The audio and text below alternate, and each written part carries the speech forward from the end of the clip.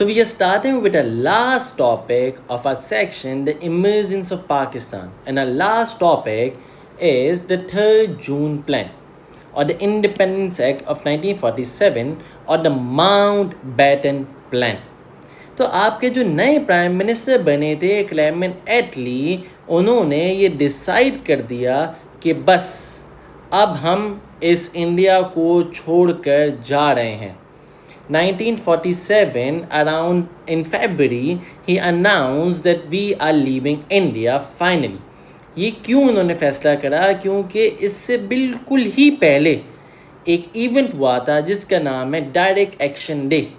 इसके अंदर मुसलमानों ने प्रोटेस्ट करे थे. मुसलमानों ने पहली दफ़ा डिमॉन्स्ट्रेशंस करी, प्रोटेस्ट करे. ये जिना के लिए पहली दफ़ा था कि जिना सड़क पर निकले और जिना ने ये गुफ्तगू करी, ये अनाउंस करा कि now we need Pakistan, it's a now or never. इस डेमोन्स्ट्रेशन में 4,000 people were killed only in Calcutta. तो बहुत हंगामे हो रहे थे और दंगे फसाद, जो हिंदी के अल्फाज है, दंगे फसाद हो रहे थे. बहुत ज़्यादा प्रोटेस्ट हो रहे थे, बहुत ज़्यादा मैसिव किलिंग की तरफ चले गए थे. अब ब्रिटिश ने ये फाइनली डिसाइड कर दिया कि अब हम इस मुल्क को, इस इंडिया को, इस सब कॉन्टिनेंट को, इस ब्रिटिश इंडिया को नहीं संभाल सकते और हम फैसला करते हैं कि हम इसको छोड़ कर जा रहे हैं और हम इसका पार्टीशन कर रहे हैं. तो finally they decided to divide India into 2 countries. One would be India, other would be Pakistan. इसी वक्त 21 फरवरी को यह अनाउंस हुआ कि आपके वाइसरॉय भी चेंज होकर लॉर्ड वेविल से चेंज होकर लॉर्ड माउंटबेटन. लॉर्ड माउंटबेटन आपके बन चुके हैं. इनकी भी एक अलग से स्टोरी है. ये नेहरू के भी दोस्त थे, नेहरू के साथ पढ़े हुए हैं. ये एक अलग कोई कहानी है. तो लॉर्ड माउंटबेटन आपके नए वाइसरॉय ऑफ इंडिया बन गए और क्लेमेंट एटली ने ये फरवरी में अनाउंस करा था कि हम इंडिया को छोड़ देंगे बिफोर जून 1948. फरवरी में डिसाइड करा, 1947 फरवरी में डिसाइड करा कि हम जून 1948 से पहले हम इंडिया को छोड़ देंगे.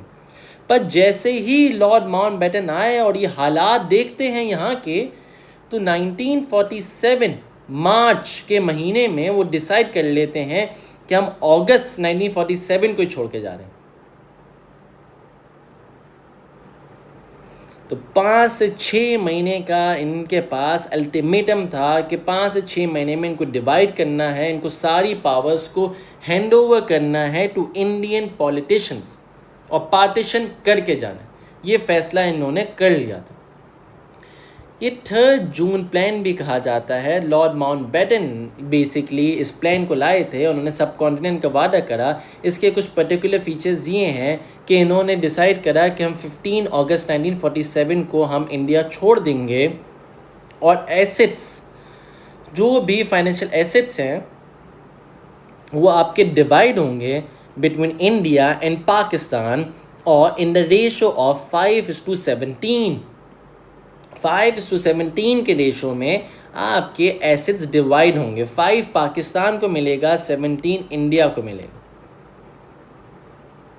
बेसिकली 5:17 के रेशो में ये है कि जो कम है, जो लेसर पार्ट है, वो आपके पाकिस्तान को मिलेगा और जो मेजर पार्ट है वो आपके इंडिया को मिलेगा. ठीक है. Sindh, Balochistan, NWFP and Punjab will be given to Pakistan. Bengal and Assam will be given to Pakistan. Other provinces will be given to India. पर पंजाब और बंगाल में मुस्लिम मेजॉरिटी थी, पर फिर भी लॉर्ड माउंटबेटन ने उसको डिवाइड करा 2 पार्ट्स में.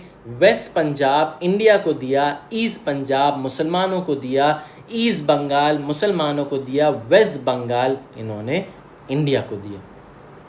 तो आपका पंजाब और बंगाल में भी डिवीज़न हुई. और एक और बात, इस बाउंड्री कमीशन के जो हेड थे वो थे सर साइरिल रैटक्लिफ, जिन्होंने बाउंड्री कमीशन अवार्ड करा। बाउंड्री कमीशन वॉज कि इंडिया पाकिस्तान में जो लाइनें खींची जाएंगी, जो बॉर्डर्स बनेंगे, वो सर साइड रैटक्लिफ अनाउंस करेंगे।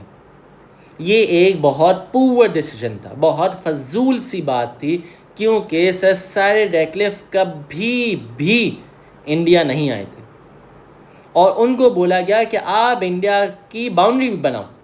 वो भी हैरान हो गए कि भैया मैं तो इंडिया को जानता ही नहीं हूँ, मेरे पास तो इंडिया का मैप नहीं है, मैं कैसे डिवाइड कर दूँ। और बाउंड्री बनाना ऐसा थोड़ी कि आपने ये लकीर खींच दी, ये लो ये इंडिया हो गया, ये पाकिस्तान हो गया। अरे ये थोड़ी बात है कि आपने सिर्फ 2 लकीरें खींच दी। नहीं, आपको देखना है कि कहाँ मुस्लिम मेजॉरिटी है, कहाँ हिंदू मेजॉरिटी है। कोई गांव अनफेयरली इंडिया तो नहीं जा रहा, कोई गांव अनफेयरली पाकिस्तान तो नहीं जा रहा, कोई अनफेयर बाउंड्री कमीशन तो नहीं बन रही, क्योंकि इससे फिर रेफ्यूजीज़ की इनटेक और इनफ्लो ज़्यादा बढ़ सकता है, बहुत प्रॉब्लम्स क्रिएट हो सकते हैं, लोगों के घर बार ख़त्म हो सकते हैं। सर रैटक्लिफ को ये इस जिम्मेदारी देना ये लॉर्ड माउंटबेटन का काम था और ये बिल्कुल पुअर डिसीजन था। ठीक है, इंडिया पाकिस्तान डिवाइड होंगे, पंजाब और बंगाल भी डिवाइड होंगे, बाकी प्रिंसली स्टेट्स के पास अपना हक है। Total there were 563 princely states in India. जो महाराजा वाराजा रूल करते थे वो 563 थे, इसमें से 560 ने ये ऐलान कर दिया कि हम तो इंडिया के साथ जाएंगे। सिर्फ 3 में मसला आया। वो 3 कौन थे? एक थे आपके हैदराबाद दक्कन, दूसरे थे आपके जूनागढ़, तीसरा था आपका जम्मू कश्मीर। ये प्रिंसली स्टेट्स में इश्यूज़ आए, जिसको हम बाद में किसी और अलग टॉपिक में पढ़ेंगे कि ये इश्यूज़ क्या थे, कैसे रिजॉल्व हुए, ये इंडिया के पास गए, पाकिस्तान के पास गए, ये एक डिफरेंट टॉपिक है। पर आप ये समझ लें कि ये 3 प्रिंसली स्टेट्स में इश्यूज़ आए, बाकी 560 के जो प्रिंसली स्टेट्स थे उन्होंने इंडिया के साथ जाने का फैसला करा। To decide the boundaries between India and Pakistan, a commission was set up and Sir Cyril Ratcliffe became its chairman. He had hardly spent any time in India, so it was clear that such a man would not be able to deliver this mission fully and faithfully. He used to take direct dictation from the viceroy. Lord Mountbatten जो कहते थे sir Cyril Ratcliffe वही करते थे, क्योंकि उनको India का आई भी नहीं पता था, इशू था ये। फिर एक final report of this commission निकली 16 अगस्त 1947। पाकिस्तान ने अपनी आज़ादी अनाउंस कर दी थी 14 अगस्त 1947। इंडिया ने अपनी आज़ादी अनाउंस करी 15 अगस्त 1947 को। All independent states in the subcontinent were given the choice to decide on their own that which country would they decede or they want to remain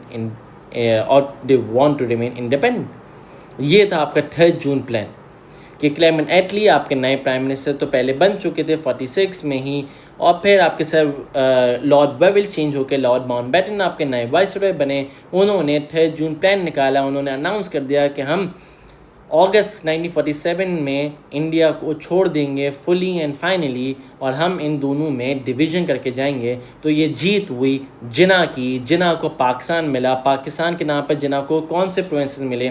जिना को मिला पंजाब, जिना को मिला बलूचिस्तान, जिना को मिला Sindh, NWFP, Bengal and Assam.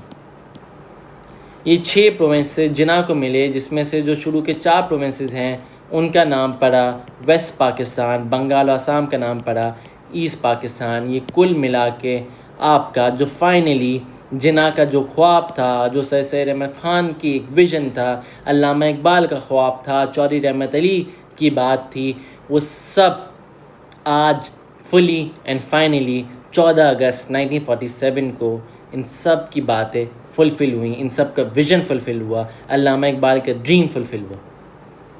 Finally this is a last topic of a section, the emergence of Pakistan, that is 3rd June plan of 1947.